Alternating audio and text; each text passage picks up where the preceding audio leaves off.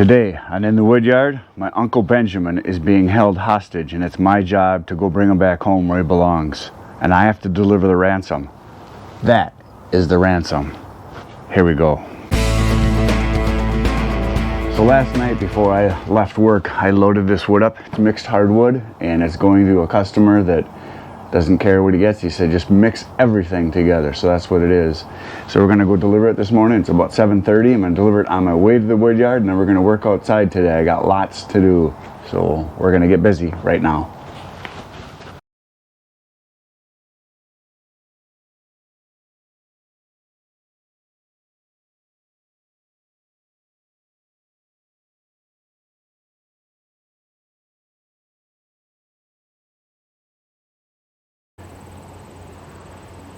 I am back from my mission to rescue Uncle Benjamin.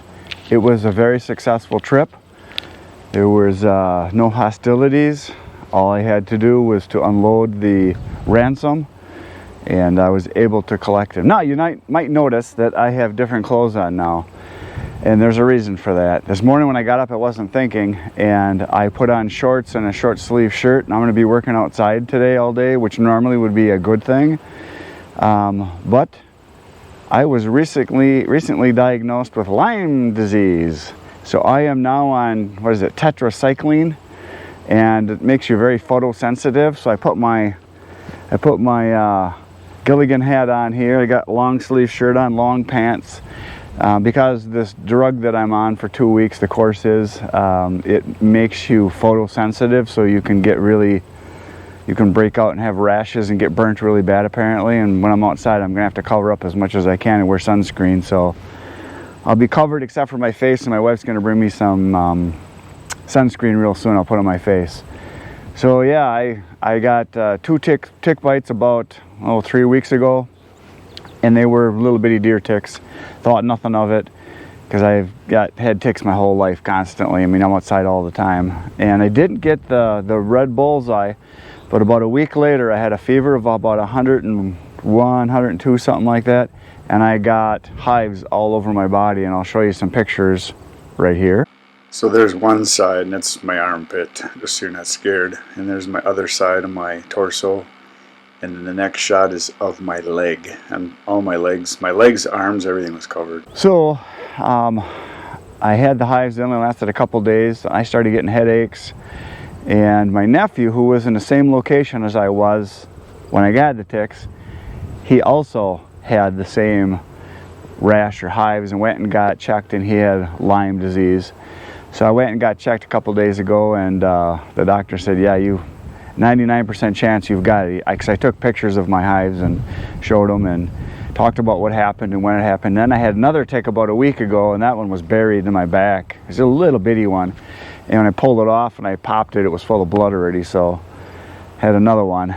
And because I'm a guy, I generally don't want to just rush to the doctor for every little thing, but I've been having headaches, and I can just tell I'm a little off balance. My eyes have been waking up, and they've been hurting in the morning. Joints have been hurting. My hands are hurting. My hands were all swollen up yesterday morning, so went to the doctor and got the drug, so I'll be taking that for a couple weeks. So it's just one of the hazards of working outside. So anyway, now you know that. Now I'm gonna go do some work.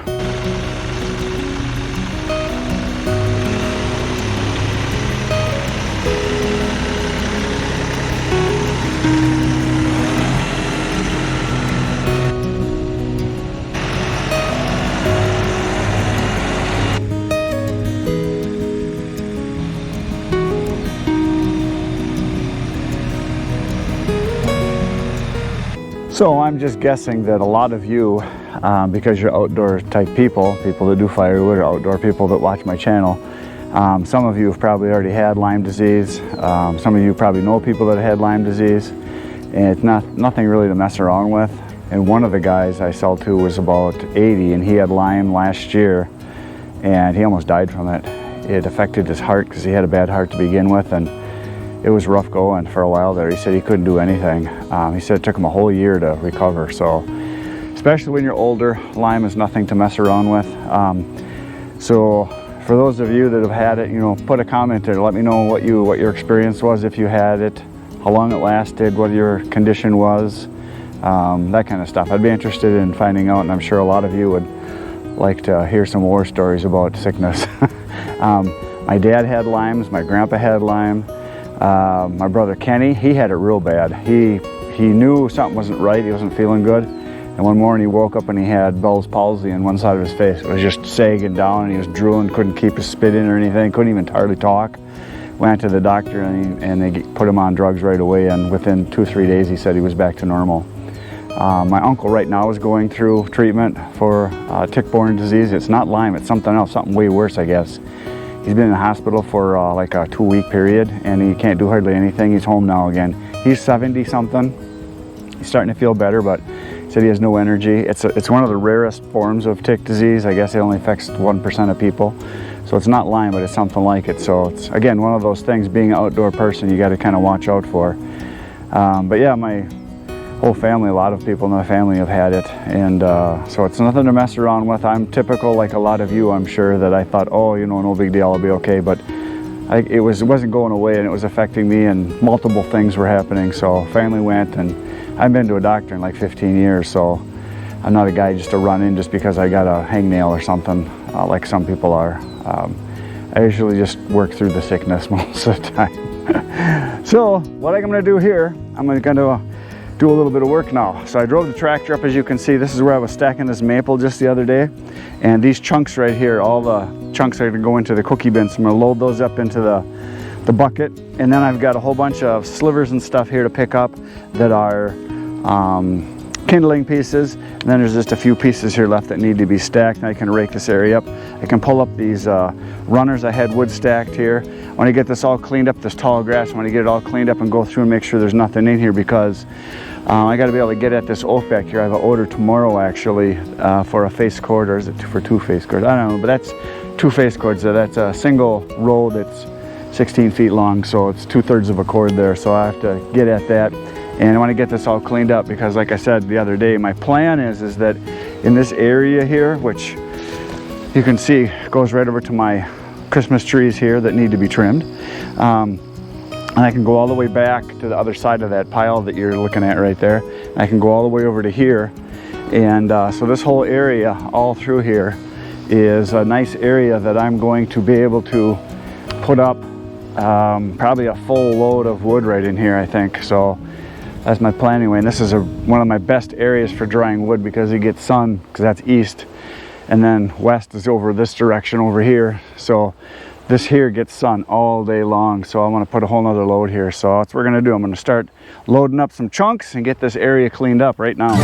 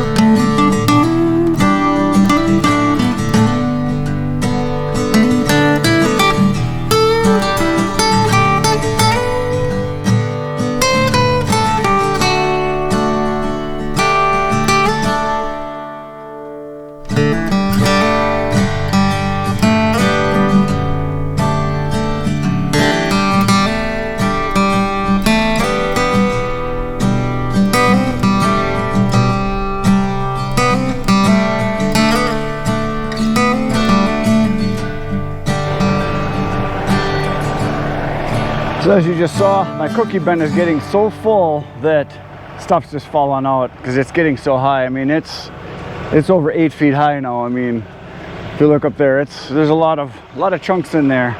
So I have to be pretty careful from now on. I think what I'm going to do is probably just drive up with the tractor when I get some more, and I'll just chuck them in by hand, because otherwise I'm going to have one come crashing down and it's going to eventually hit the front of the tractor. So don't want that to happen. I'm going to get back to work.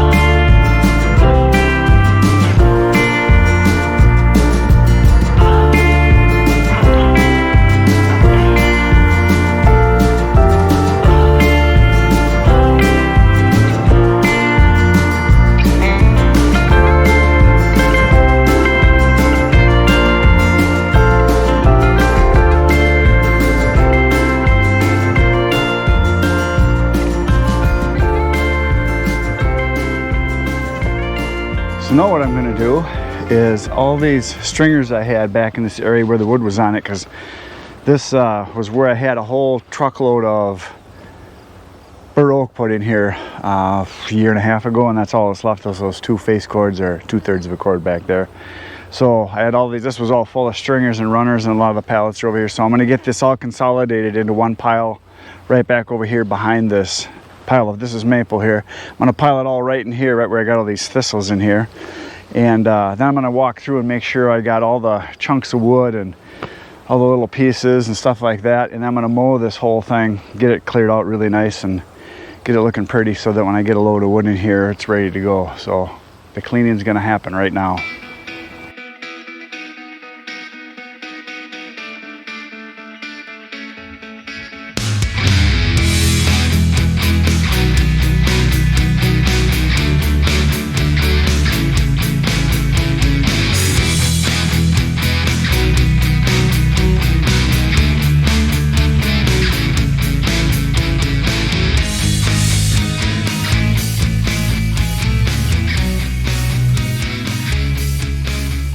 So I got that all cleaned up. I got tarps I had laying in here. I got all of the runners that were laying around the grass. I kicked around in here. I think I got all the chunks of wood out, but hopefully I won't find any with the lawnmower. I thought I got all the pieces, but yeah, I walked all the way through here and got all the runners out and got those thrown over here. I got my tarps piled up over here. I'm gonna put those away in a little while, but right now I'm gonna go back. I'm gonna get my other tractor. It's a green tractor. Yes, it is a John Deere. It's not really a tractor, it's just a lawnmower. But we're gonna go and we're gonna mow that tall stuff down right now.